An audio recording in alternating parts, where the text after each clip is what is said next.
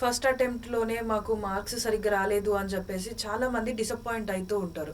So, అలాంటి వారికి మనం సబ్జెక్ట్ ఈజీగా అర్థం అవ్వడానికి మనకి నోట్స్ అనేది ఎలా ప్రిపేర్ చేసుకోవాలి? అదే విధంగా టైమ్ టేబుల్ కూడా ఎలా వేసుకుంటే బెటర్ అంటారు?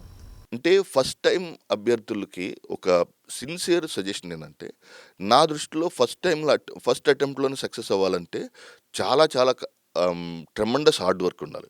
ఫర్ ఎగ్జాంపుల్ లాస్ట్ టైమ్ ఒక 1000 వేకెన్సీస్ వచ్చినాయి.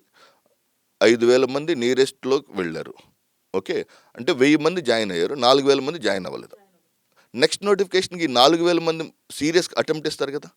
ప్లస్ ఆల్రెడీ 1000 మంది జాబ్ వచ్చినోళ్ళలో 200 మంది ఎగ్జిక్యూటివ్ పోస్టులు ఉన్నోళ్ళు మిగిలిన 800 మంది మళ్ళా అటెంప్ట్ ఇస్తారు కదా! అంటే 4800 మంది నెక్స్ట్ నోటిఫికేషన్ కోసం రెడీగా ఉండరు.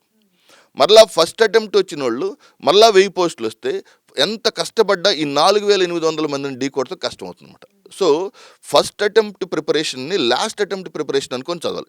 జనరల్గా వచ్చినప్పుడు ఫస్ట్ అటెంప్ట్లో వచ్చిన వాళ్ళు ఏంటంటే చాలా లెథర్జిక్గా, చాలా లీజర్గా టైం అంతా క్లాసులకి నోట్స్ రాసుకోవడానికి ఎక్కువ టైం స్పెండ్ కాకుండా ఏం చేయాలంటే ఆ స్మార్ట్ ప్రిపరేషన్ ఉండాలి. ఈ మధ్య కాలంలో ఆఫ్లైన్ స్టూడెంట్స్ తగ్గిపోతూ ఆఫ్లైన్కి వచ్చే స్టూడెంట్స్ క్వాలిటీ ఆఫ్ స్టూడెంట్స్ రావట్లేదు ఆఫ్లైన్కి వచ్చే స్టూడెంట్స్ క్వాలిటీ తక్కువ ఉంది.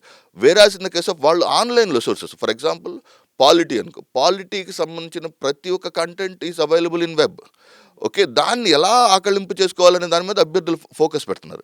అంటే ఫస్ట్ టైం అభ్యర్థులకు మాత్రం చాలా చాలా ఛాలెంజెస్ ఉంటుంది. నోట్ మేకింగ్ అనేది సినాప్సిస్ బేసిస్గా పాయింట్ వైజ్ చేసుకోవటం బెస్ట్ కానీ పెద్ద పెద్ద గ్రంథాలలాగా సెంటెన్స్ ఫార్మేషన్ అలా చేసుకోవటం వల్ల, పారాగ్రాఫ్స్ లాగా రాసుకోవటం వల్ల టైం వేస్ట్. ఫర్ ఎగ్జాంపుల్ లక్ష్మీకాంత్లో ఉన్న కంటెంట్ మళ్ళీ తిరిగి రాసుకోవడం నాట్ నెసరీ కదా.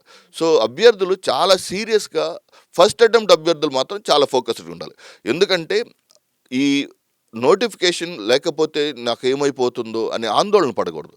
ఒకటి వాస్తవమైన ట్రూత్ ఏంటంటే 4800 మంది లేదా certain number of people are ready for the notification. వాళ్ళని ఢీకొనాలంటే నువ్వు ఇంకా ఎక్కువ కష్టపడాలి, ఇంకా ఎక్కువ స్ట్రాటజీతో రావాలి. అంతేగాని అంటే వాళ్ళు చిన్న చిన్న లోపాల వల్ల ఉంటారు.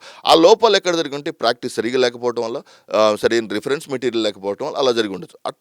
ఫస్ట్ అటెంప్ట్లో ఫెయిల్ అవ్వటం అనేది 90% న్యాచురల్ థింగ్, ఛాన్సెస్ ఉంటాయి.